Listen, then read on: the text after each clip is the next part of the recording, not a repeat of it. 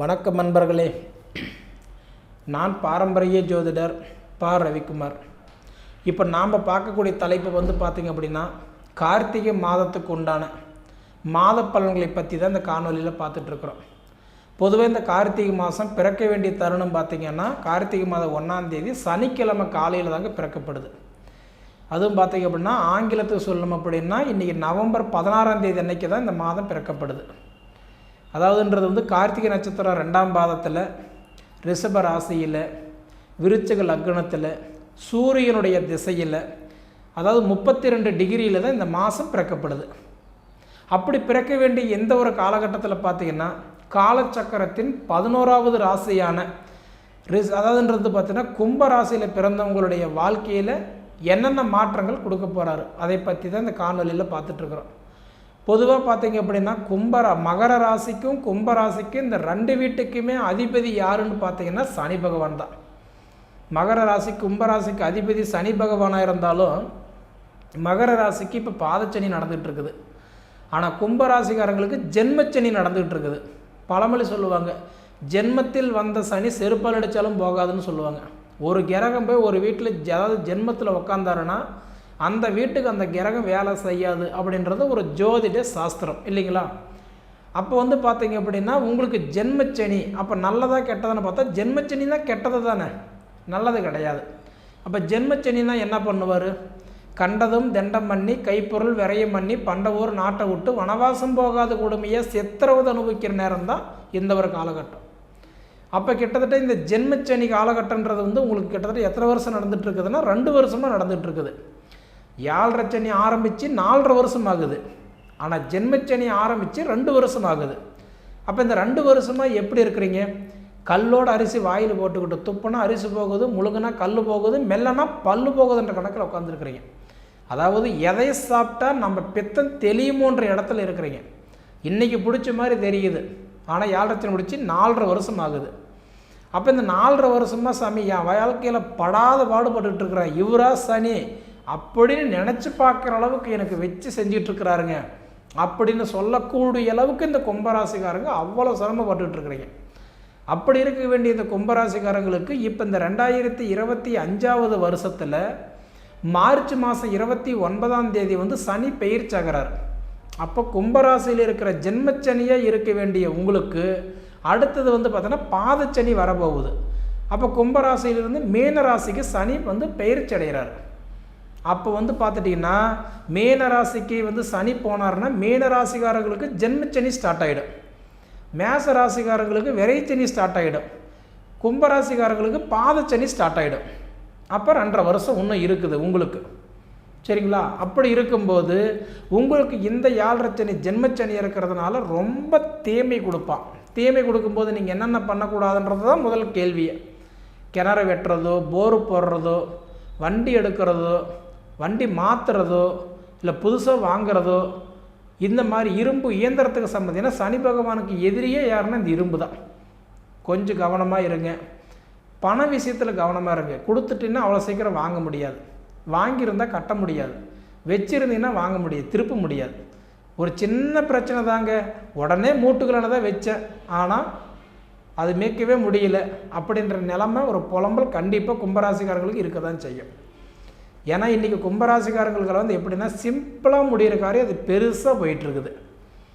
இன்றைக்கி வந்துடும் நாளைக்கு வந்துடும்னு எதிர்பார்க்குற காரியம் கூட தள்ளி தள்ளி தள்ளி தள்ளி போயிட்டு தான் இருக்குது.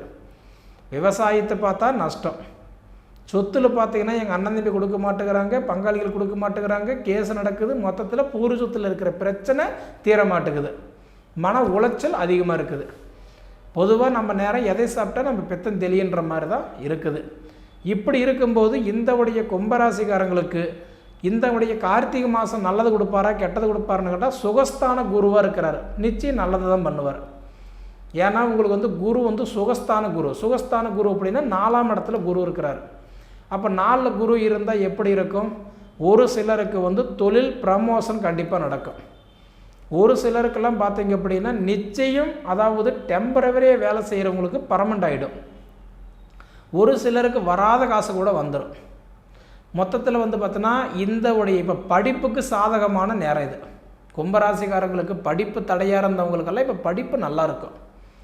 படிப்பு ஒரு படி மேலே போய் மாற்றங்கள் ஏற்படுத்தி கொடுத்துருவார். கல்வி நல்லா இருக்கும். ரெண்டாவது வந்து பார்த்துட்டிங்க அப்படின்னா, நான் ஒரு பொண்ணு விரும்புகிறேன், காதல் பண்ணுறேன், கல்யாணம் நடக்குமா, அவங்களுக்கெல்லாம் பார்த்தீங்கன்னா சிலருக்கெல்லாம் பார்த்தீங்கன்னா இந்த ஜென்மச்சனி அது தடையாக தான் இருக்கும். பேசிகிட்டு இருந்தவங்க திடீர்னு பேசாமல் போயிருப்பாங்க. உறவாக இருந்த நட்பு திடீர்னு பகையாக இருக்கும். நல்லா சப்போர்ட் பண்ணிகிட்டு இருந்தவங்க திடீர்னு உங்கள்கிட்ட விலகிடுவாங்க. அப்போ குடும்பத்தில் வந்து பார்த்திங்கன்னா நல்ல பாசம் பற்றுதல் இருந்தது எல்லாமே ஒரு சில வந்து பகையில் போய் உட்காந்துரும்.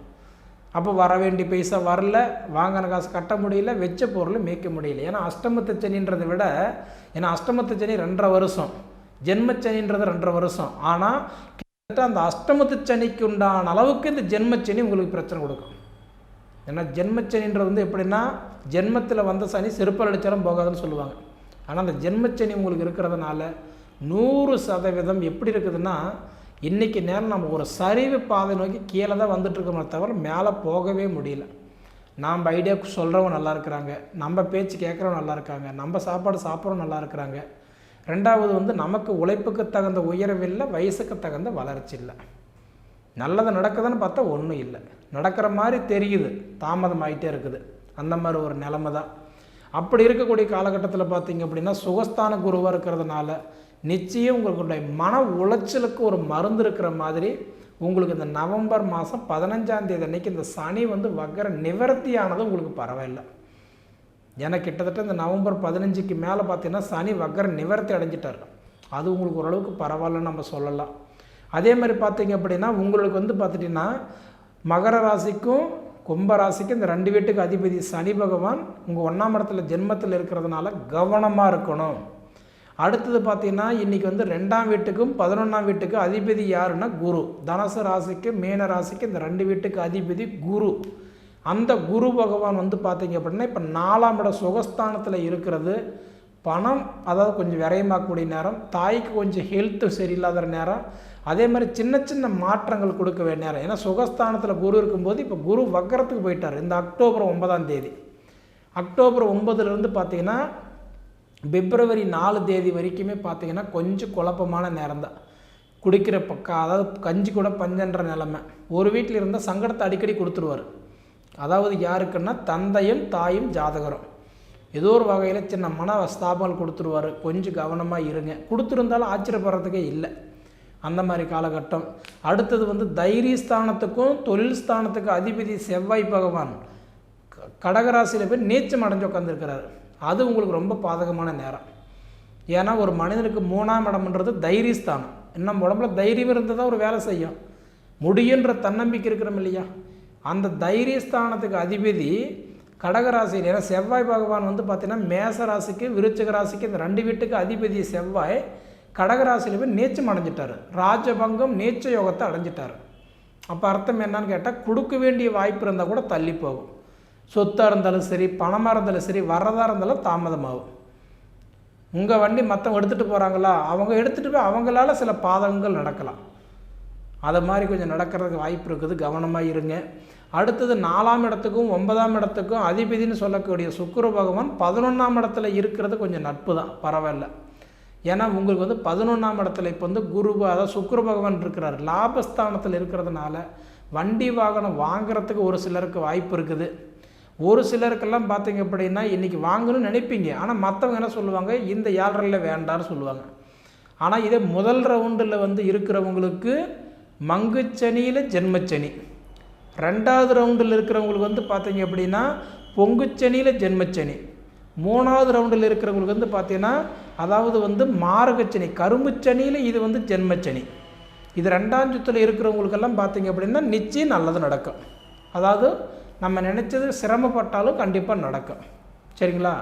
அப்படி இருக்கக்கூடிய காலகட்டத்தில் வந்து பார்த்திங்கன்னா பொறுமையாக செயல்படணும். நம்ம ஜாதகத்தை பார்த்துட்டு யார் பேரில் எடுக்கலாம், எப்போ எடுக்கலாம், அது எந்த டைமில் எடுக்கலாம். ஒரு கடனே கட்டுற மாதிரி இருந்தால் கூட அந்த கடன் கட்டுறதுக்கு ஒரு நாள் இருக்குது. அப்போ தான் நமக்கு வந்து அந்த மீண்டும் கடன் வாங்காது இருப்போம். கடன் நம்ம கட்டிட்டா போதுன்ற சாமின்னு கொண்டு போய் நம்ம சீக்கிரம் கொடுத்துட்டு வர்றது தான் பார்ப்போம். ஆனால் அது கட்டிட்டு வந்துட்டோம்னா அடுத்தது இன்னொரு கடன் நமக்கு உடனே தேடி வந்துடும். அதனால் ஒரு கடன் கட்டுறதுக்கு ஒரு 4 நட்சத்திரம் இருக்குது, ஒரு காரியம் பண்ணுறதுக்கு ஒரு 4 நட்சத்திரம் இருக்குது. எதுக்குமே நம்ம ஜாதகத்தை பார்த்துட்டு அது எப்படி பண்ணலான்றது நீங்களே ஒரு ஸ்டெப் எடுத்துக்கோங்க. சரிங்களா? அடுத்தது வந்து பார்த்தீங்க அப்படின்னா 5ஆம் பாவகத்துக்கும் 8ஆம் பாவகத்துக்கும், அதாவது மிதுன ராசிக்கும் கன்னி ராசிக்கும் அதிபதி புதன் பகவான். அவர் உங்கள் ராசிக்கு இப்போ 10ல் இருக்கிறார், தொழில் ஸ்தானத்தில் இருக்கிறார். புதன் வந்து யாருன்னா தொழிலுக்கு அதிபதின்றது வந்து சனி பகவான், புத்திர பாக்கியத்துக்கு திருமண ஸ்தானத்துக்கு அதிபதி குரு பகவான், கல்விக்கு அதிபதி புதன் பகவான். அந்த கல்விக்கு அதிபதி புதன் பகவானே இப்போ உங்களுக்கு புத்திரஸ்தானத்துக்கு அதிபதியாக இருக்கிறதுனால கண்டிப்பாக உங்களுக்கு வாரிசு வளர்ச்சி எல்லாமே ஓரளவுக்கு நல்லாயிருக்கும். ஏன்னா 5ஆம் இடத்துக்கு அதிபதி வந்து 10ஆம் இடத்துல இருக்கும்போது வாரிசுக்கு குறை வைக்க மாட்டார். ரெண்டாவது வந்து பார்த்துட்டிங்கன்னா 8ஆம் இடம் ஆயுள் ஸ்தானத்துக்கு அவர் தான் அதிபதியாக இருக்கிறார். அப்போ நிறைய உங்களுக்கெல்லாம் பார்த்தீங்கன்னா மூளை வேலை செய்யும். இப்படி போகலாமா, இப்படி போகலாமா, இது பண்ணலாமா, அது செய்யலாமா, இது செய்யலாமா, ஏதோ ஒரு சூழ்நிலையில் உங்களுடைய கவனங்கள் ஒவ்வொன்றும் தோணிகிட்டே இருக்கும். அதனால் என்ன சொல்கிறேன்னா, உங்களுடைய நேர காலத்தை உங்கள் சுய ஜாதகத்தை அடிப்படையாக வச்சு போனீங்கன்னா பரவாயில்லன்னு சொல்கிறேன். சரிங்களா? அதே மாதிரி பார்த்தீங்கன்னா 7ஆம் இடத்துக்கு அதிபதி உங்களுக்கு கலஸ்தரஸ்தானத்துக்கு அதிபதி சூரிய பகவான், நெருப்பு கிரகம், ஒளி கிரகம்னு சொல்லுவாங்க, நெருப்பு கிரகம். அவர் வந்து இப்போ 10ல் பகையாக இருக்கிறதுனால கண்டிப்பாக இந்த மாதத்தில் வந்து சொந்தமாக ஆரம்பிக்கணும்னு நினைக்கிறவங்களுக்கு கொஞ்சம் லேட்டாக ஆரம்பிக்கிறது தப்பு இல்லை. இப்போ வேண்டாம்.